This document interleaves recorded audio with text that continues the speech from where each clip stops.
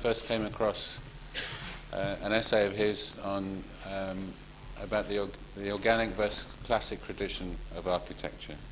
I think he's a great scholar. He's had a profound influence on the understanding of modernism. When I was a student, modernism was taught as something belonging almost completely to Gropius and Mies. And I think since then the interest in Haring and Scharoun, in Alto and Asplund, is almost entirely due to Peter's scholarship and to his great writing. So if you would join me in welcoming Peter Blundell Jones. Yeah. Okay, thank you very much. It's very nice to be back in the AA. I started off at the AA. I was here for 5 years, between 66 and 72. I always intended to be an architect, and I built about half a dozen things, and some of them have been published, but I got sidetracked into academia, and I seem to have more success as a writer, but I actually earn my living these days by being professor in Sheffield. I wrote the first book on Scharoun, the first book in English, around 73, 74. It started as a result of an interest that was born when I was a student here. Scharoun was a neglected figure. There was one essay by Margit Staber in Zodiac, and there were a few references to projects in Bauwelt. That was it, no books, nothing. As I looked further, it was more and more astonishing that all this work had been so neglected. And at the time, we felt rather hidebound by late modernism. We were always being told everything had to be straight lines and right angles. Buildings had to come out of production processes. So it was a great liberation for me to discover this rather irregular architecture. And I set off on a journey to understand it, which has gone on ever since. So there was the first book, written shortly after I left the AA. And then I built a bit, and I taught a bit. And I got further into it, and then I started work on Haring. And then there was the second book. It started off as a reprint of the first one, but when I started looking at what I'd written 15 years earlier, I didn't like it very much, so I ended up rewriting it, and that's the one that's in print now. And the one on Hugo Haring was actually finished about 2 years ago, but there have been delays getting it published, but it's now going through and it should be available next year.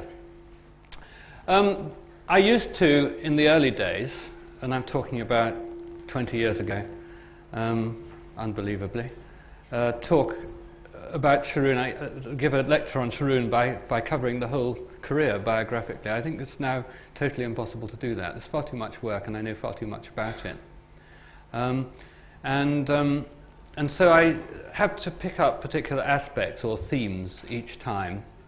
And I have one on the shelf which I gave for the Scharoun exhibition a couple of years ago, which tries to summarize as neatly as possible Scharoun under a number of themes. And I could have used that, but I thought that some of you might have gone to that lecture and might be put off by having the same thing again. So I'm doing something completely new tonight. I'm going to concentrate on just a handful of projects, and I'm going to try to pinpoint what I think is really important about Scharoun's work and what makes it such a major legacy. So now I think I'll have the projectors on. I can press these. Oh. On again, yeah? Now have the lights down. Okay, so I want to start off by making a comparison between this thing here, which you all know very well, the great icon by the man who was called 10 years ago Architect of the Century, Le Corbusier. So Villa Savoye, 1929. Great icon of modern architecture. And in a way I don't disagree with that rating. I think it is one of the key works. But there are also many problems associated with it. On the other side is a building which is similar to it in many ways. It's very slightly later. It's finished 1933. It's the Shamika House at Löbau in Saxony by Hans Scharoun. And it was actually influenced by the Villa Savoye. But it turns out to be a very different kind of work. And the one on the right was very much celebrated and has been greatly published. The one on the left has remained far less known until recently, but I'm going to talk about it in some detail because it shows the crucial development in Scharoun's career, which influences the whole of the rest of his work.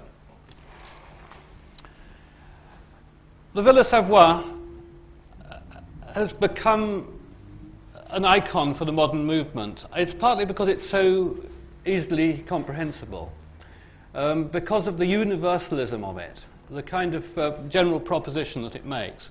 So it's not surprising to find it being taken up by Hitchcock and Johnson on the cover of their book.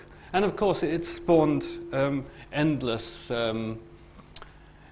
not imitations, but works trying to take the vocabulary further. The Richard Meyer is just one example.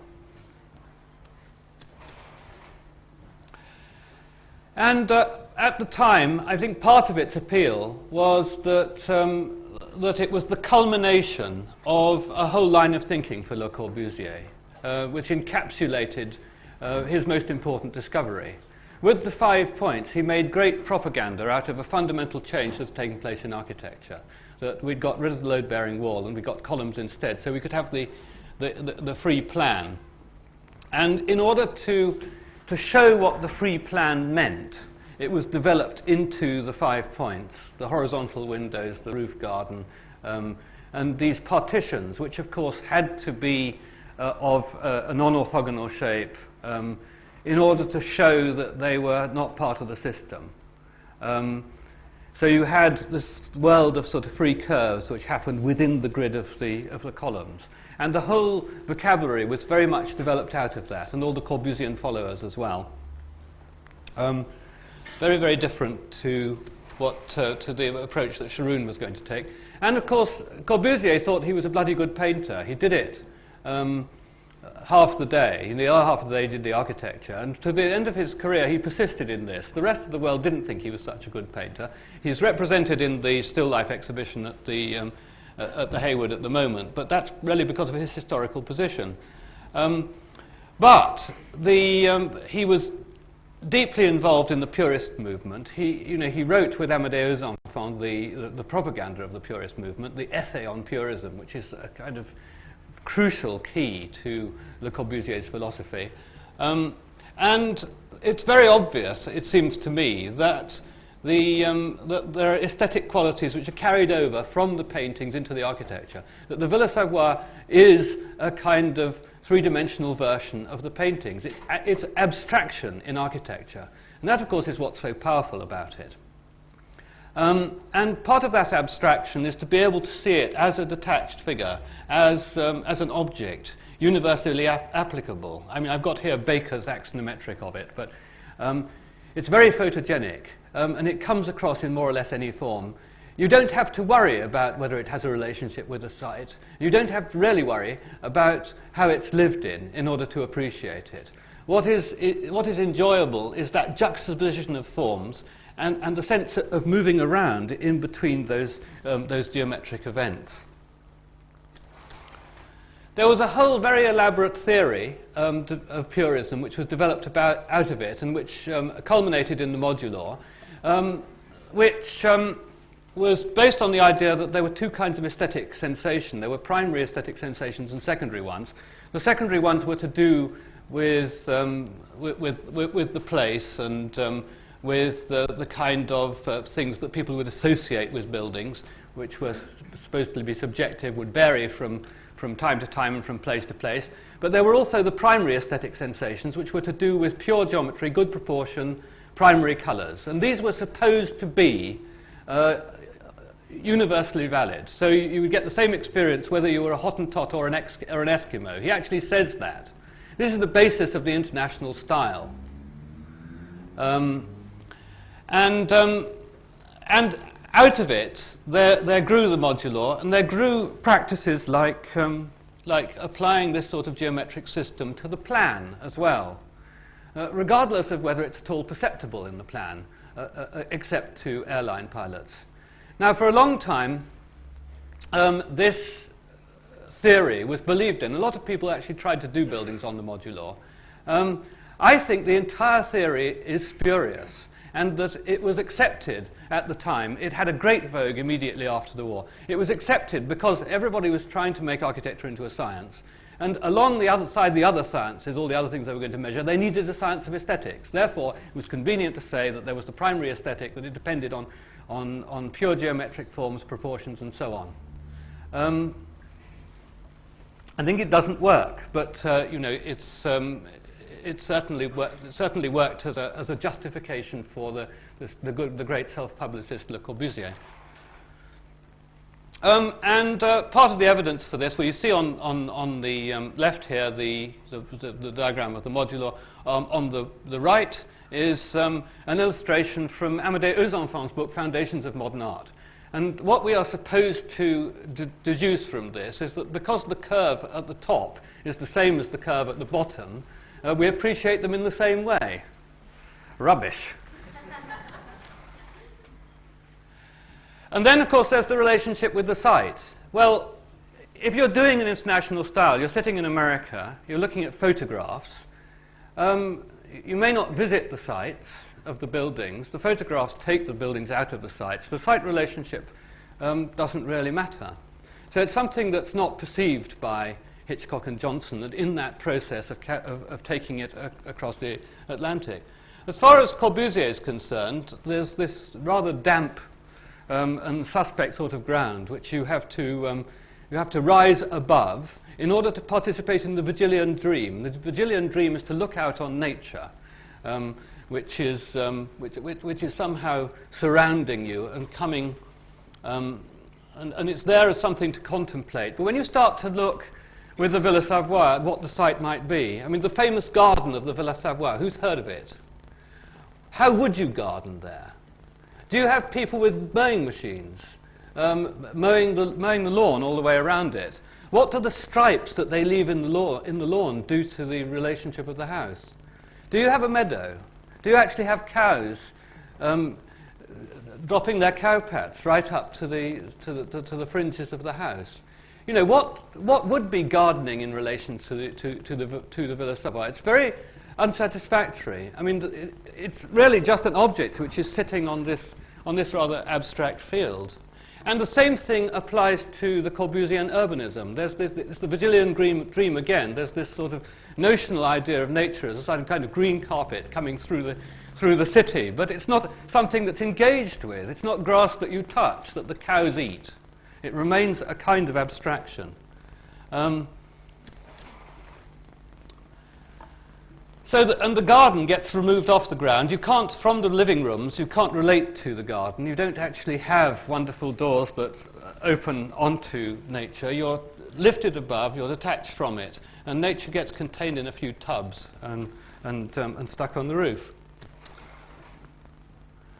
But the great joy of it is this manipulation of forms. And they're geometric forms, and there's the regular grid of columns, so you know exactly where you are. It's all set out orthogonally, and you can work through it. You know your exact position in relation to all these, and it's like walking through the middle of a sculpture.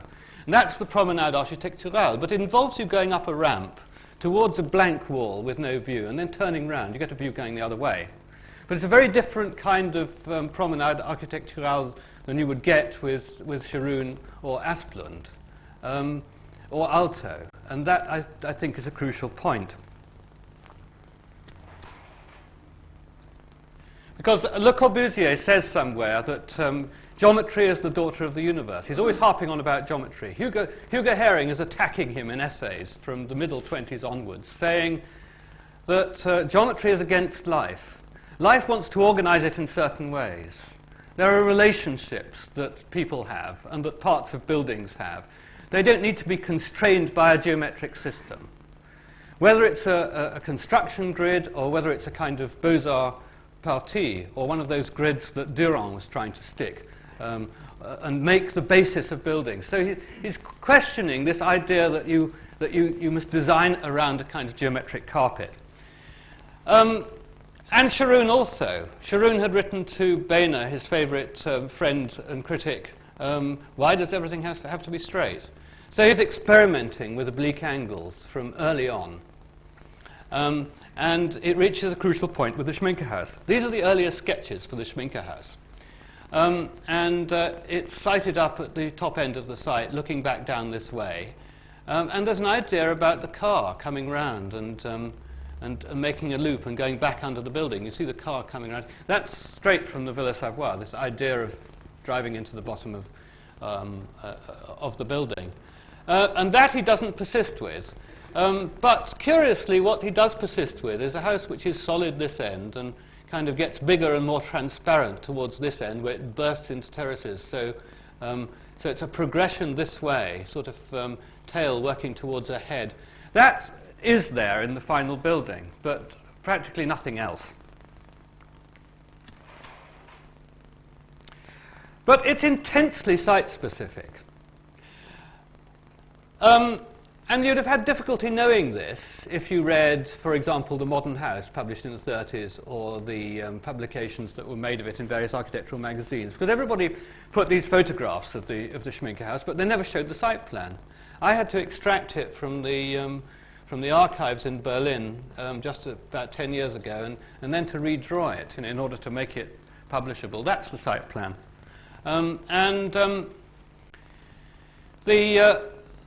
The point is that he was originally going to use a site up here somewhere, but then the house would have looked down towards the factory. The man owned a noodle factory just outside Löbau. Löbau is down here. This is just on the edge of the town. Here's the noodle factory. And it would have looked south, but it would have looked towards the noodle factory. So there was this conflict between light and view. The good views were all in that direction. So Scharoun ended up planning this long, thin house, which could have good views on that side, particularly in that direction, and could get the south light from this side, and had one room. And this made this very open sort of room. So that's the first thing. But then, of course, the orientation of the building on the site has to do with that, because the north is up, so that this thing runs east-west and is orientated according to the north point. And then we've got two diverging lines for the roads, and that introduces a shift of angle of 26 degrees. Well, he's in the middle of the site, so he needn't have bothered about it. But he's picked it up. He's decided to use this 26-degree angle shift here and here. I'm going to come back to that.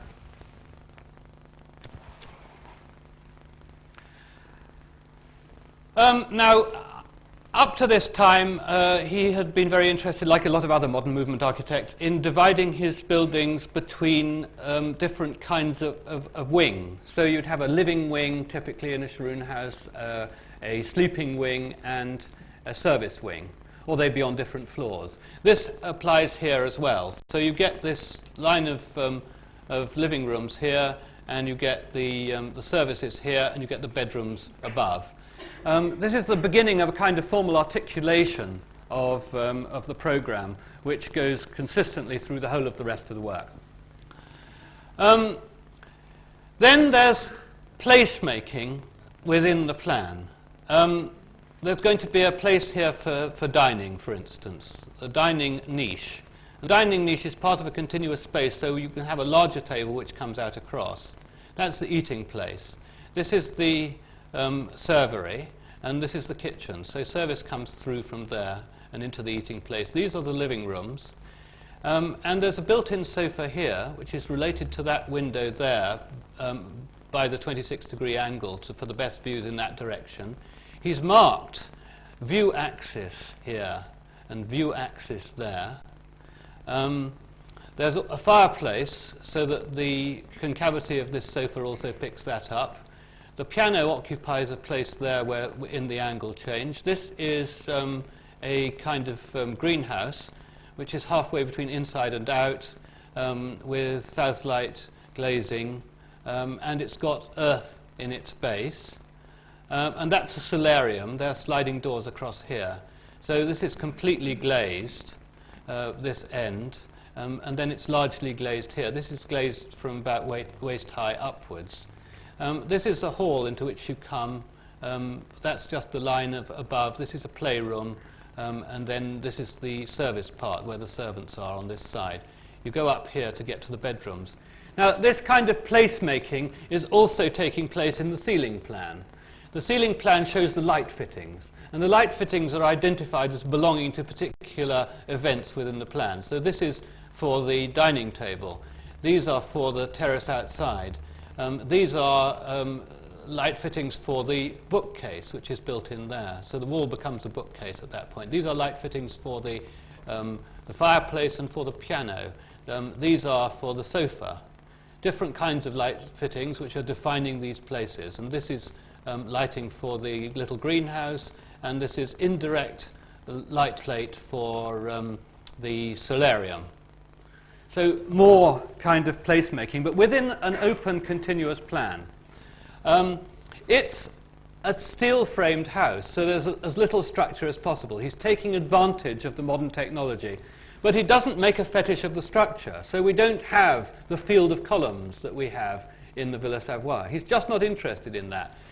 So there's a column here, for instance, in the greenhouse where he doesn't really want to have it, which gets painted with a kind of checkerboard effect of different colours in order to dissolve it away further, so that the building is just sort of magically sitting there without making a great deal out of its structure.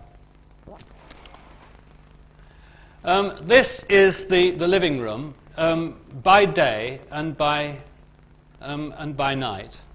And the daytime shot shows you how you get the south light from this side, and you've got the big windows looking towards the north. And here you've got a big continuous pane. There, where it's not so important for the view, you have subdivided panes. So there's a kind of subtlety about the way the glazing is handled. You've got an early version of fritted glass, or sandblasted in with round circles here. That's that indirect light plate over the solarium, and there you see it at night. Wait a minute. Yeah, there's the column I was talking about, which is painted. I'm afraid I haven't, the colour photography didn't exist, and it's no longer painted that colour. Can you focus that other one? So it shows you this shows the threshold between the living room and the solarium, getting more and more exposed, and that's looking back from the solarium into the living room. You see the light fittings. And here's this, what we now call fritting. I'm not quite sure how it was done technically then. Now I want to talk about this angle change, which is the really major development in this house. This is a design of which is actually within the design period of the Shamika House. It's 1931. And it's a design for an art dealer, Müller, for a house for him in a Berlin suburb. And there were two subordinate houses. This is a site plan. And this is the profile of the house, and that's the ground floor plan and first floor plan. So you see this familiar idea that there's a living room wing, which is one story, there's a service wing, which is here, and there's bedrooms above. So these three compartments. What happens here is that the two-story part follows the line of the street, whereas the single-story part is swung around. And it's swung around because of the orientation, in order to get it further facing south. So he's introducing that angle, which is actually a 45-degree angle change, why it doesn't follow the north-south exactly. And obviously that makes the house embrace the space in front of it, so it affects the garden area very much. But if you think about it internally, there's nothing much going on here. You could actually bend this wing back and make it straight, or you could bend it round to 90 degrees. It wouldn't make any difference to the way the plan operates. Internally, both would work equally well. It'd be different experiences. I'm just pointing that out because it's very different when we get to the Shamika House. The Shamika House reached working drawing stage in this form, with the staircase going straight. It went out to tender and it was too expensive. And the main thing that had to be knocked off were these guest rooms on this wing over here. But at that very late stage in the design, Scharoun suddenly discovered that you could put the staircase on that angle. And that completely transforms it. And this is the invention which affects the whole of the rest of the work. Because now, this staircase is the element of transition between the axis of entry and the main axis of the house. If you're actually going up to the top floor, you have a preferred direction. There's a major direction and a minor direction. In the previous version, it was just equal. If you're not going up to the top floor, the stair is still there to guide you around into the living room, to let you know that that's the major movement in the house. But also, you'll notice that for people experiencing the main social rooms of the house, these rooms here, not the service bit, but these rooms here, the spaces are all on this orthogonal system, whereas all the staircases are on the other orthogonal system, with the 26 degrees difference. So you notice all the staircases are parallel to each other. So this brings in a dynamic diagonal, which is breaking away from the orthogonal. This was the discovery. He just hadn't seen it before this point, but it just changes everything. And you couldn't do it within a kind of Corbusian vocabulary, because the Corbusian vocabulary has this continuous rhythm going on through it, and it depends on this orthogonal system. He has thrown that out. And that's the effect. That's what the staircase is like. This building still exists, but when I went there, it was so cluttered up with things that one couldn't get reasonable photographs internally. So it was used as a kindergarten during the DDR period. That's the playroom. This is the entrance and going round to the staircase. And that was the state in which it was a few years ago. I don't know whether they've begun restoring it yet.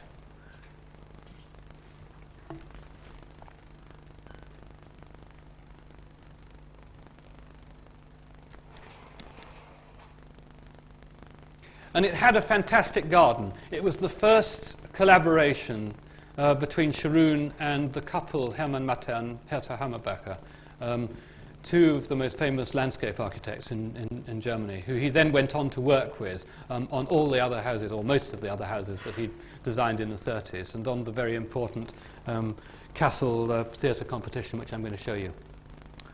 So the relationship with the site was, it had been important before this time. I haven't shown you, he was interested in it from the beginning of his career, but and it was very important for this house and all the ones that followed it.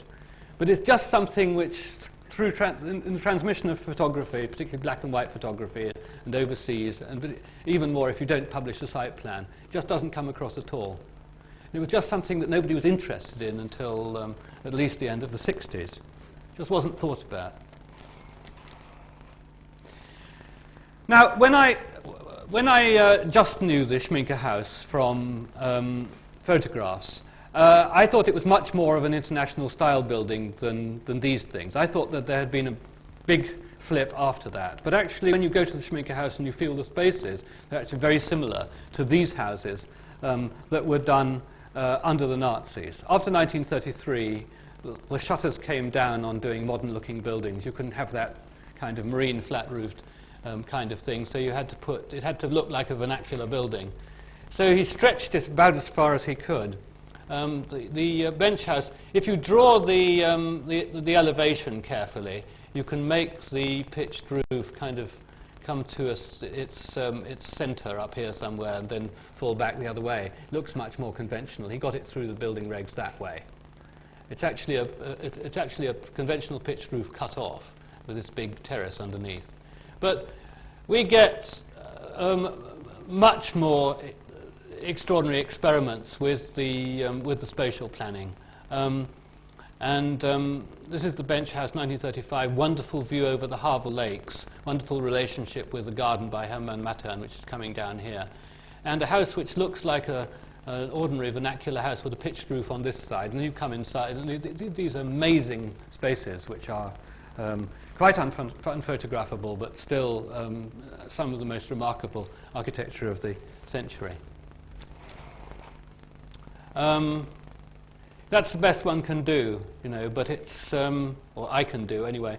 But you have this problem that there's continuity between inside and out, and then the slides bleach out where you can see through the windows, which isn't the experience you have in the place, etc. Wonderful, free-flowing kind of space, just because it doesn't have this geometric rhythm running through it, and you're not quite sure how big things are and how distant they are from each other. It gives you a kind of floating quality. He'd already latched onto it by that stage in 1935. The placemaking again, the built-in sofa in the level change, the specific lights, the place for the piano in the triangular corner, the winter garden to bring in the plants from the outside, growing in their own soil with a bit of brick wall which belongs to the outside world. Looking at it analytically, this is absolutely typical. The Mole House, one of the best of the series, unfortunately destroyed, on the border of a lake. I had to get this out of the archives and redraw it again. This is the shape of the site, and this is the way the house is put on the site. So the angle introduced here into the middle of the plan comes from the site, but it's the angle of the staircase. It introduces this dynamic element. And so you have an extraordinary experience of arriving at this rather conventional house, going in through the front door, going up only half a flight of steps, only about a metre or so, and finding yourself here in the middle of the house, looking down and out, looking down towards the studio there, looking back up to the studio here, looking across to the dining space there, which is separately connected with the kitchen down there. Built-in sofa put there, the winter garden again between the inside and the outside, steps, extraordinarily dynamic. And all to do with the site and this kind of placemaking within the plan. There's the section with all its different levels, but I hope you've got the point. Now, this was the experimental laboratory for an architecture to come. He was moonlighting by designing rather boring housing with some interesting touches for various organizations to make a living. Then he did a research program on laundry design. And the only output for a modernist architect was building private houses, and then within the constraints of the Nazi Baupolizei. So the private house became this laboratory for the new architecture. And the development, and it developed alongside the gardens, the relationship between inside and out, and this collaboration with Hermann Mattern, this important landscape architect. So the question was, after the war, how would that be transferred back into making a public architecture? This is the studios in the Mole House.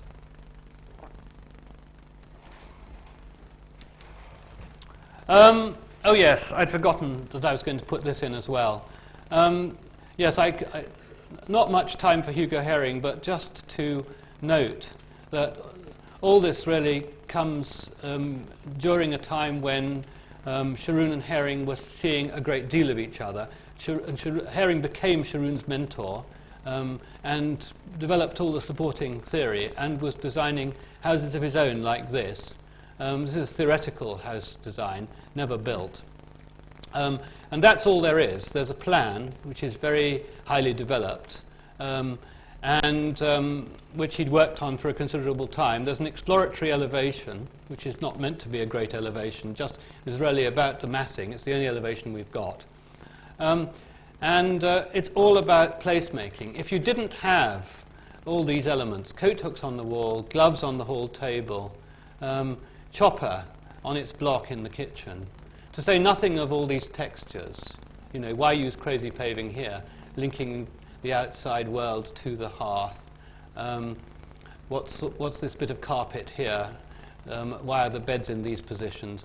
All that detail, if you didn't have that, you'd be rather lost. The whole interest is in an imagined habitation, and Haring's intentions are all about that kind of placemaking, developing an architecture partly out of making specific spaces for particular activities, like the dining table, which becomes pivotal there, and these north-headed beds, all beds north-headed for Haring after 1936. And the processes of cooking and washing up going on in a linear fashion through here. So doing that, but also thinking about the relationships between the elements. This is a kind of crossroads in the middle of the plan, and it gets this special in-between kind of shape, as opposed to the more box-like bedrooms, which are more containing. Incidentally, they have a south light roof, which is giving them plenty of light, but they're still protected by being in the middle of the plan. So the way things want to be and the relationships between them. On the other side, Haring's old friend Mies, the 50-foot square house, he's trying to reduce the content as much as possible, to make a simple essay. It's just a flat steel roof. There are 4 columns, one in each side. Minimum gesture with the furniture. Not nearly enough furniture, really, to live with. It's transcendent architecture. It's very beautiful, but it could be used for anything. And indeed, he designed the National Gallery in Berlin as the office headquarters for Santiago in Cuba, which really proves the point. But these are the complete opposites in the German modern movement. So with Haring, it's the total glorification of the content and the context, if he's got a chance. I mean, it's orientated. The Mies isn't. This is the south side, and it's the garden, obviously. If there was a site, the site would be very, very much responded to. That would be very important. Mies, it doesn't really matter where it is. So the content and context become everything. And you've got to know the minutiae. It becomes like a soap opera, imagining what life would be like in here and who's relating to whom. Mies, that doesn't matter. The house transcends all that. This is pure form. That's pure content. And I think they strengthen each other by that polarity. When we have to have both in architecture, they've provided us with extreme examples. The main difference between Scharoun and Haring, I think, is that Haring works in a slightly different way. He designs these plans kind of room by room, and he negotiates the boundary conditions between them. So you might get that bit of the plan in another plan that he's developing. Whereas for Scharoun, there's always much more of a grand idea about the plan as a whole. So there's a slightly different scale of perception, but the intentions are very much the same. And Scharoun reaches a kind of extreme with things like this. I just put this in to show that he's full of throwaway ideas. This is just something that happens in the Endell house. It's another way of doing the greenhouse. It makes a very interesting lecture on its own to do the 15 or so houses in the 30s, which are all different. There are about another 10 designs which weren't built. Then comes the war, and he stopped being able to design even the private houses. So there's this series of fantasies which are always thought of as a throwback to Expressionism. I think it's too easy to say that. They are not designs for buildings. They're ideas about how parts of buildings might be. They're a kind of shorthand for his architectural interests. And they're not just views. There are actually sectional and plan ideas. Here's an idea about lighting. Quite often they have ideas about lighting. And there are always crowds of people parading up and down the stairs. They're also works of frustration. So in a way it's right to say that they're a build-up of capital for what was to come, that you can see hints of the Philharmonie. But in a way also wrong. It's like the same kind of mistake is made with Mendelssohn, that people think that from those quick sketches that Mendelssohn did grows a whole building. But actually, if you look at something like the Schockenstore, it's planned in an incredibly sophisticated way. It's thought through from inside to out. the spatial relationships, the axes, all that is fantastically well done. So the sketch, it may be a hint of an idea to start with, or it may be a kind of summing up of the building as a whole, as a finish, but it's not the whole story. Well, Scharoun starts to emerge after the war with this. This was a design for a small art gallery. It wasn't certain what the site was, and the art gallery is not a very pressing program. So you need walls on which to show things, and people moving around and having an architectural promenade is very important. And he generated this thing, which looks as though it all grows out of the staircase. Actually, the design sketches proved that the staircase came in fairly late. But that, again, is a long story. I just want to really talk about it as it has emerged.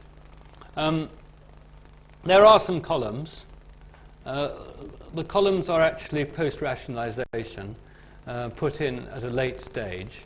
It's designed with a kind of 3B pencil, to scale, getting all the relationships right. And then it's rationalized for construction afterwards. That was the way in which he worked. And certainly this idea of it coming out of the main staircase did gradually dominate. And the circulation is the main concern, but the circulation as something experienced visually. So there's a central staircase which offers you 4 routes, because there are 2 ways up and 2 ways on. And then there are 2 end staircases. And then very, very typical for Scharoun, most architects, classical tradition, 2 staircases on the end, you treat them the same way. This case, asymmetrical, completely different treatments. And that one is a very extreme example of taking somebody right out of the building into this corner, and then bringing them up in a rather protracted way. Up a flight, another flight, another flight. So you gradually discover the space above. It has to be a voyage of discovery, and there are these screens to stop you seeing too much at once.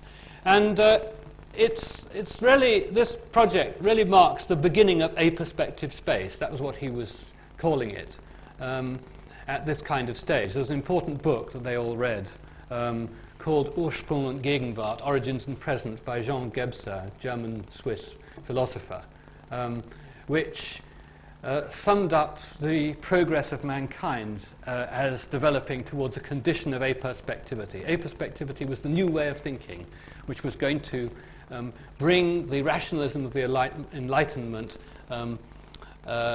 to integrate it with the earlier stages of the magical and mystical thinking and result in a new, more developed worldview. And this was going to be shown in aperspectivity. So the generosity and the openness, transparency of aperspectivity was supposed to reflect that. Quite an interesting and profound idea, which I think is still worth pursuing, actually. But there's, you see, if you look at this building, there's no preferred point to stand and view it. There's no preferred point. You can't do a perspective because everything's at odd angles. You have a space which is gradually embracing you as you come towards it. You're deflected off the axis by a sculpture there. You're brought into the door. You can immediately see the staircase, which is offering you ways up to the first floor. You find your way up. There is a point here, which is the most central point, where you can fleetingly see most things, but it's not given to the director's window in the director's office, or to the seat where the king would sit, or any of those kind of hierarchical things that you find in classical architecture. It's actually for the everyday visitor momentarily passing through that point. Maybe this will be clearer in when I get to the final project that I'm going to discuss. Meanwhile, an important point in his biography, 1946, he became for a short time city architect of Berlin, and with a group, the Planungskollektiv, they did a detailed study of Berlin, and this included a study of the historical development of the city, which profoundly influenced him. And after that, for every project through the 50s and 60s, which he had to do in another major city, he always did what he called a Strukturuntersuchung. It's structural investigation of the history of the city, because he was always concerned with knitting any project into the context. Example, the Castle Theatre of 1952, which he designed with equal billing with Hermann Mattern, landscape architect, who also had the job of redoing the Baroque gardens in Kassel. It won the competition in 1952, was developed to working drawing stage, started on site, and then was abandoned under scandalous circumstances.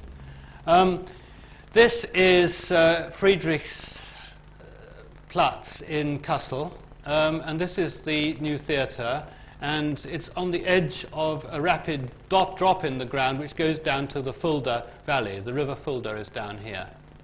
That's a model of the revised design, showing it fitting onto the side of this hill.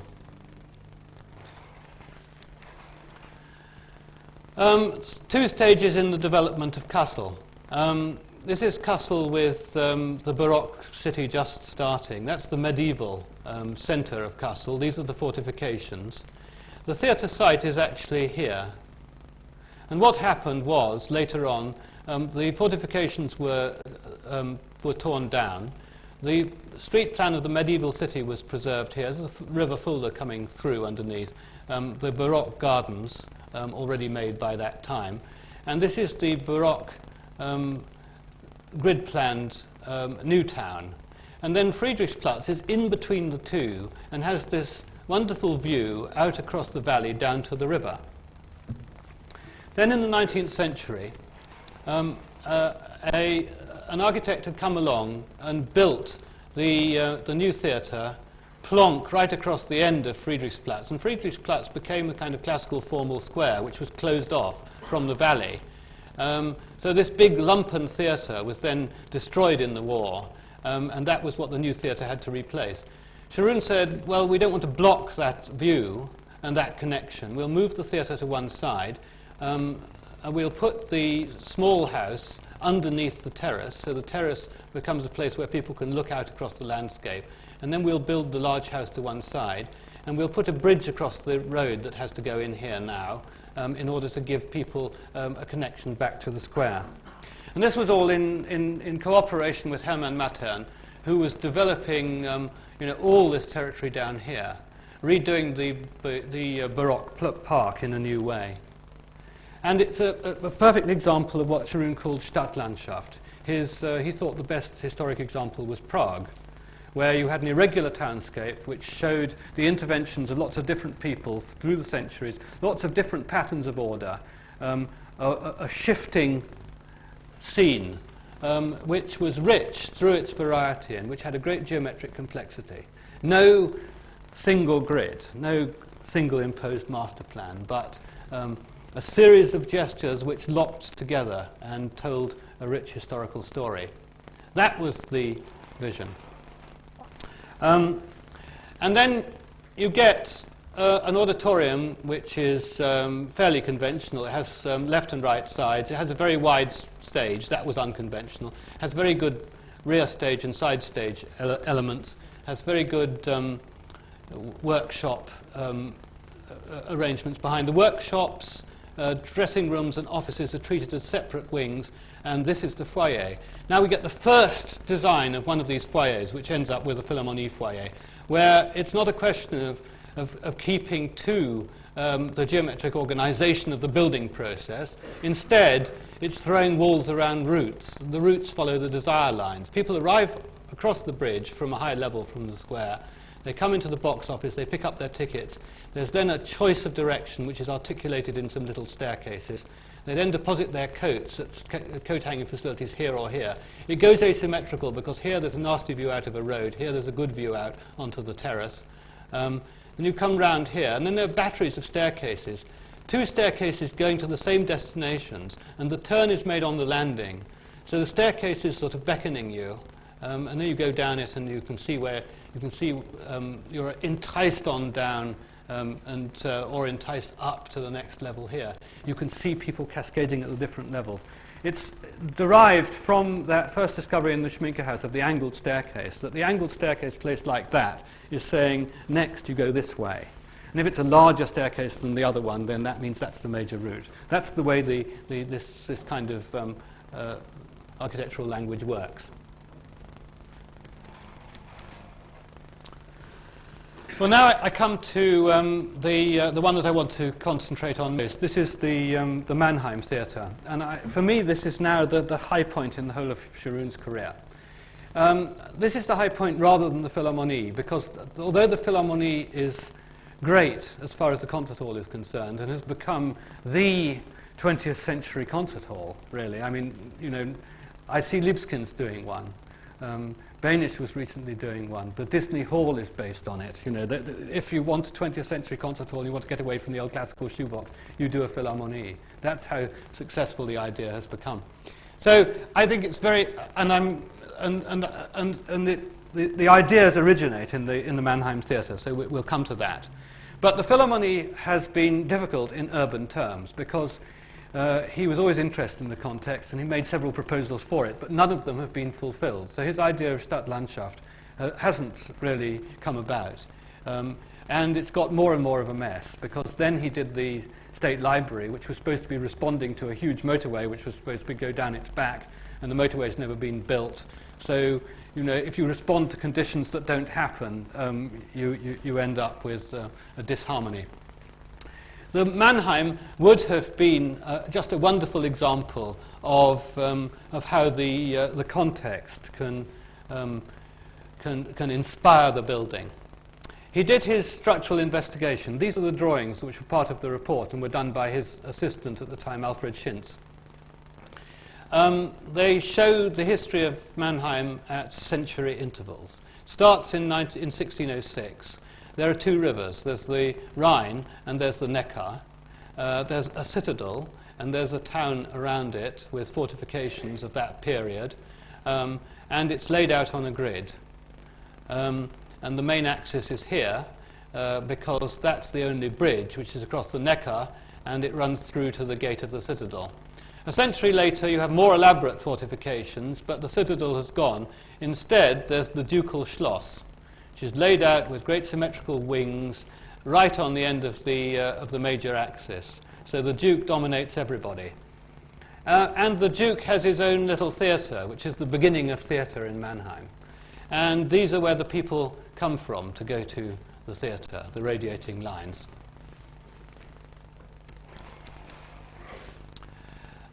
We move on a century further, and the fortifications have gone, but we're still more or less within the original perimeter.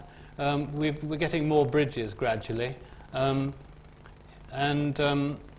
there's the first national theatre, and it's independent of the Duke, and it's taking its audience from a wider area. And a century later, we've got to 1920. The National Theatre is still there, getting its audience from even further afield. But by now, the ducal axis has lost out to the bourgeois axis, which is running the other way. So this is really the celebration of the bourgeois city, with the big suburb developing there and the kind of central Platz at this point. The favourite site for the new theatre was there. And as you see, this is a point which had been where the fortifications are, and the fortifications had given rise to this ring road, and the square is actually orientated at right angles to the ring road at that point. But it's out of alignment with the grid plan of the old city nearby.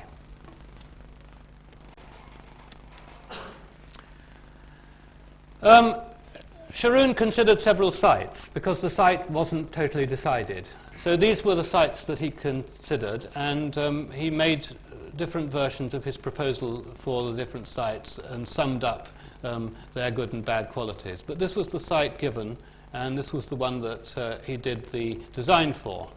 And that's the design, and this is the only model that he had at the time. It's a small solid plaster model. And what you've got is a slab block running across the site diagonally, but actually parallel with the grid-planned town adjacent. And you've got a large house growing out of this end and a small house growing out of the other end.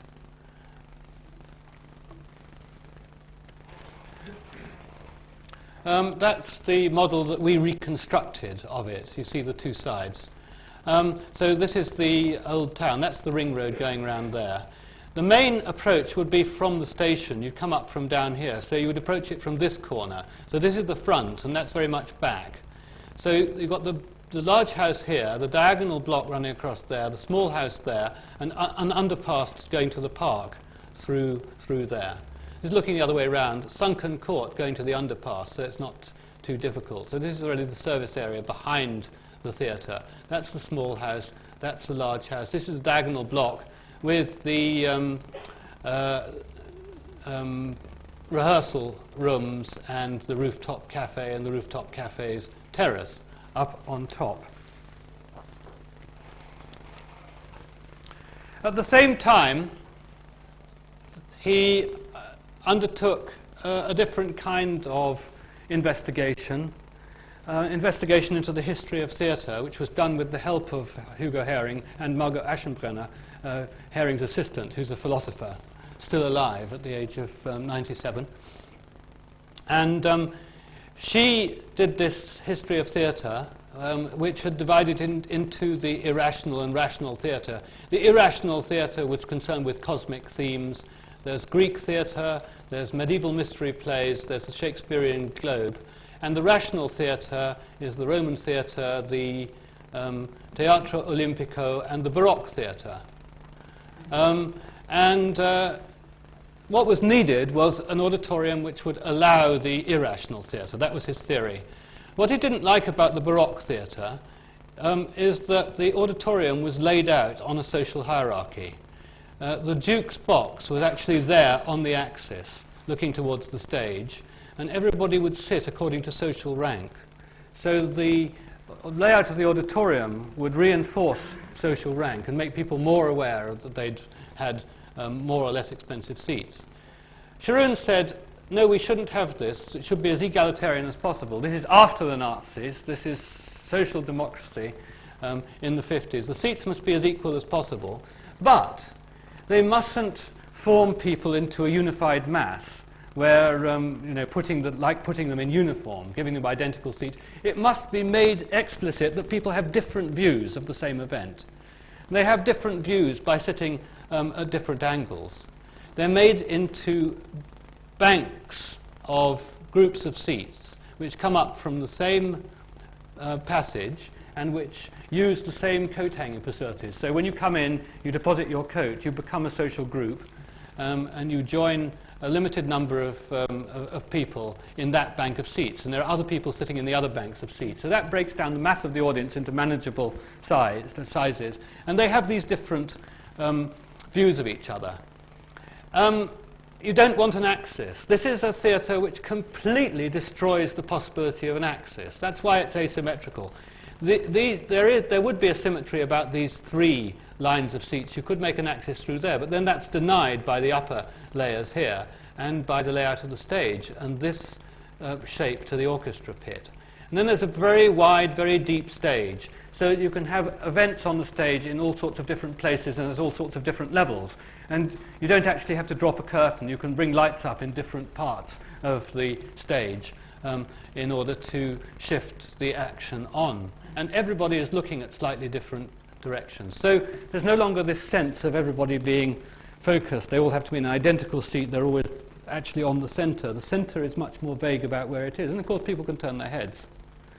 And in the Philharmonie, this means that you're not actually all, completely focused on the orchestra. You're looking at the people opposite. There's a tremendous sense of togetherness. It's the most extraordinary thing about that auditorium, apart from the great acoustics, is the way that the applause takes place at the end of a piece. You really feel that you're part of a society, much more than you do in linear halls.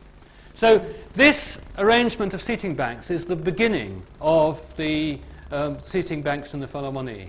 But it's even more radical than Philharmonie because it's totally asymmetrical. And also, it doesn't have left and right entrances to the hall. It has an asymmetrical foyer too. And in that, it's more radical than the Philharmonie.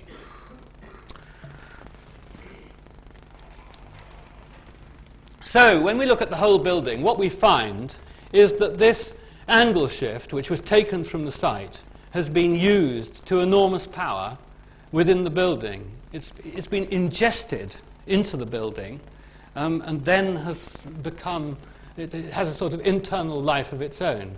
This gives a new kind of sense to what it means to build from the outside inwards as well as from the inside outwards. And that's why this project is so important. People think Scharoun just built from the inside outwards because of the Philharmonie stranded in the middle of that space.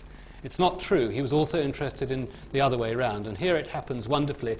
And it's basically the same thing as we saw with the Shamika House, where the 26-degree shift in the site was ingested into the house and became the whole basis of the spatial dynamism within it. So we arrive here. We've got a jolly good urban proposition. This is the entrance with with the box office here and the staircase, and the building doesn't have enough front, to animate the whole space. So you give this over to shops. This is all shops. That's the restaurant, which can be used by the general public.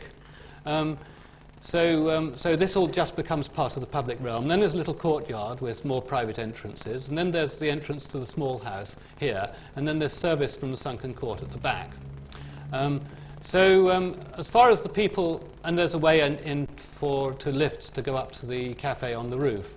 This rationalist block is a multi-story slab construction which is used for the scenery, for workshops, for dressing rooms, and is a straightforward rectangular bit of building, but contrasts wonderfully with the irregular pieces of the large house here and the small house here. Okay, you've come in the main entrances, multiple doors, you've bought your ticket, you've gone up these steps, you're turned by that landing, there's nowhere else you can go, and then you come up into this foyer behind the billboard, which is announcing the production to the rest of the city.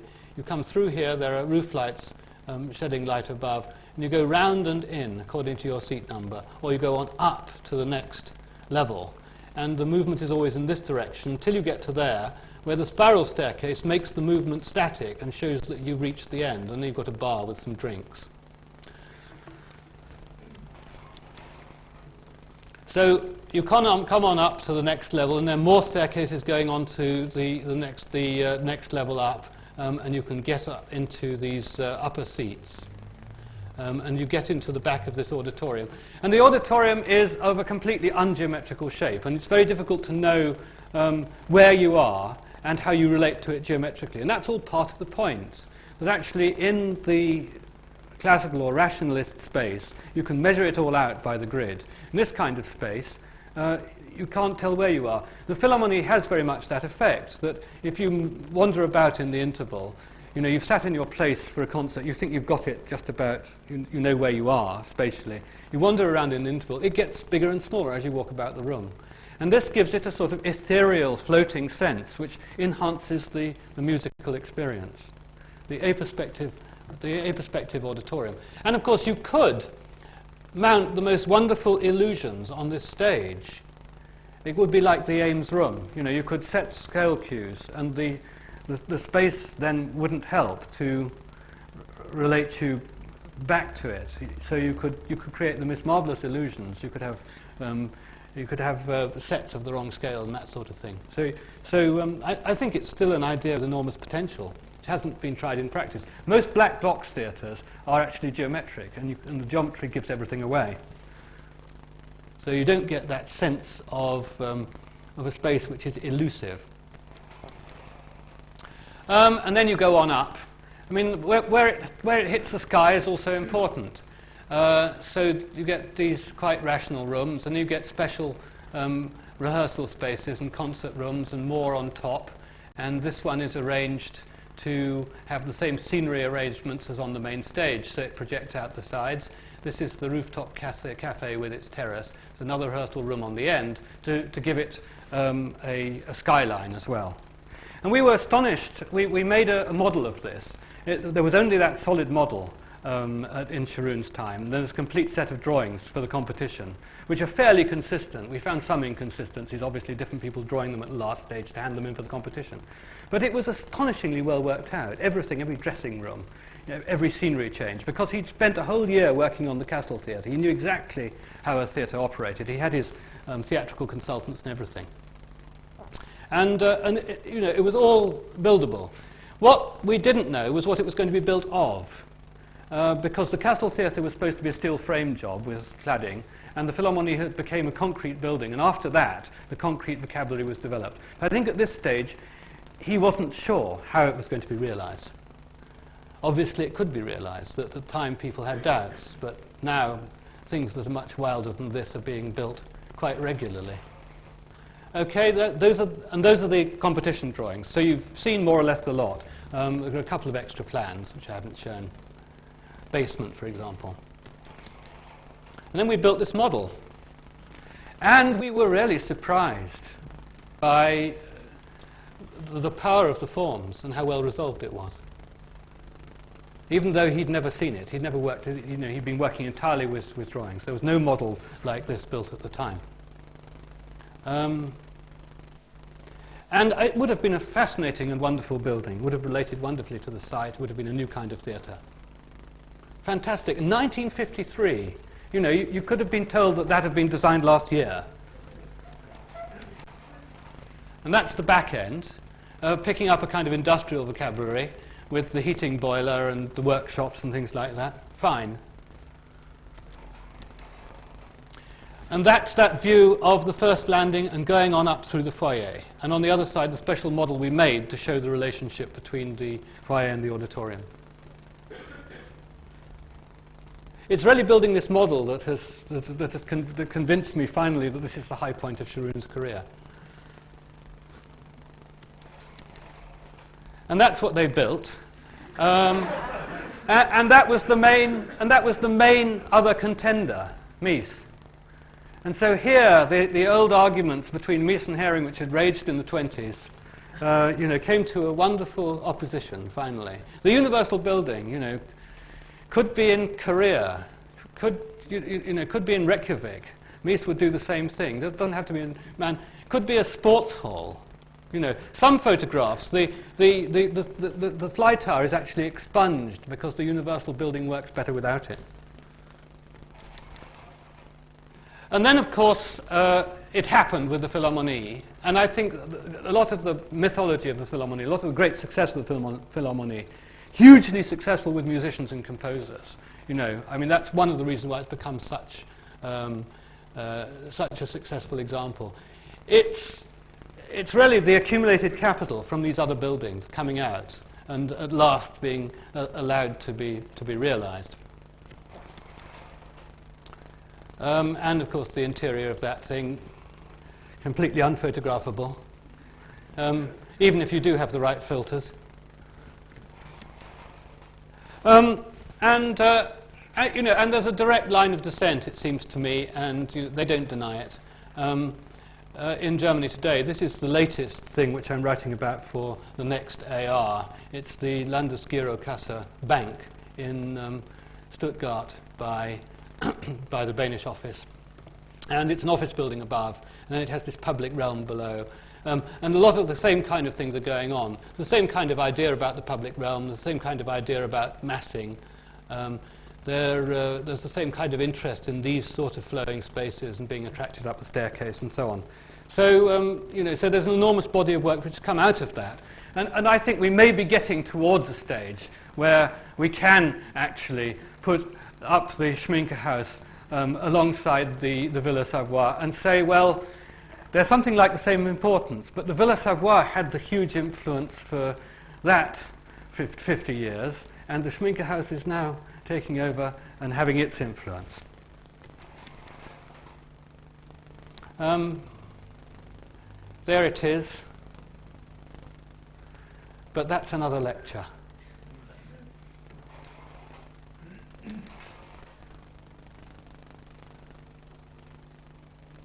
I think Scharoun would have loved to have had the technical vocabulary that Behnisch have developed, But I think one of the great things that Behnisch have done with this work is actually to make technical sense of it in their way of creating planes and intersecting and overlapping structural systems. It makes a method of construction which goes along with the spatial concept.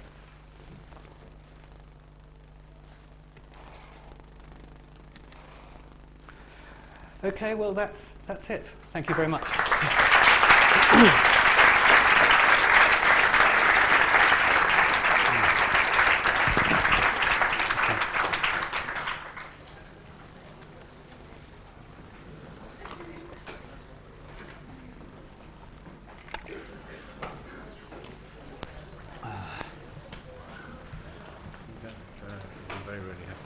Okay. No, that's fine.